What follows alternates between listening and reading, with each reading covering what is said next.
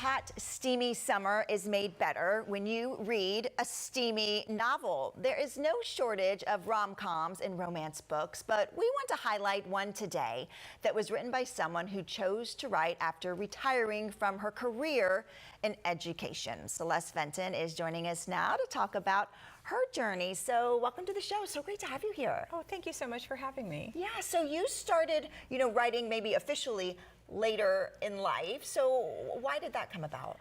Well, I had a lot of ideas percolating, and I tinkered around with writing for a while, but it wasn't until my husband passed away unexpectedly in 2021, and it really hit me that life was flying by and it wasn't going to wait for me. So I gave myself a pep talk and realized that really what had been holding me back was fear of failure and fear of rejection. Yeah. So I gave myself permission to let those fears go, and when I did that, the ideas just flowed. Wow. And so how many books have you written so far? Well, the first one is this one, Lost Heart in King Manor, and I have the sequel's coming out September 22nd, which is my granddaughter's birthday.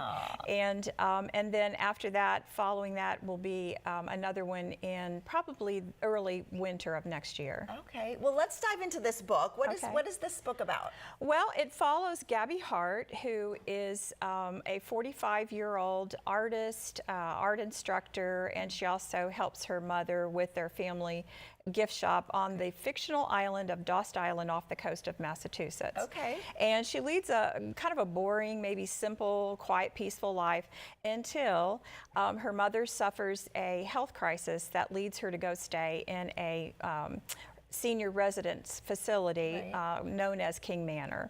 And so Gabby becomes involved in some mysterious events that are going on and dangerous events that are going on in the manor. Okay. And she gets trapped in during a hurricane in the tunnels, and then she also finds herself attracted to two very different men. One is a handsome, very wealthy millionaire neighbor, and also a co-worker who is annoying but attractive. I love that. So a little bit of romance, a little bit of humor, and lots of mystery. Yeah. And how long does it take you to kind of, from the ideas that were swirling around in your head to it becoming a book? A book. I would say it took me about a year. There were a lot of drafts before it was finally published, and then I also had the help of several, I would call it beta readers, friends who gave me tips, and then I have a very good friend of mine, Kathleen, who helped a lot with the editing. Oh, wow. So about a year for the process. Yeah, and so how could we get a hold of it or It's available. It's available on Amazon, and you can also order it from Barnes & Nobles and Books A Million. Yeah. So do you have any advice? There's so many people who, they want to write, they don't know where to start. Did you take a class? Did you watch YouTube videos? Did you just start writing? What was your process, or what advice do you have for someone who wants to write a book? I didn't really do any formal training to write the book, but I'm glad you asked that, because I've had so many people who've come to me and asked me about, achieving this. And what I would say to people is just let go of those fears. If you have a goal, a passion, pursue it. And I think it's a wonderful legacy to leave to your children and grandchildren that you have pursued that passion, no matter what it is. Yeah. Do you have any of your children or grandchildren, do they like books and like to write?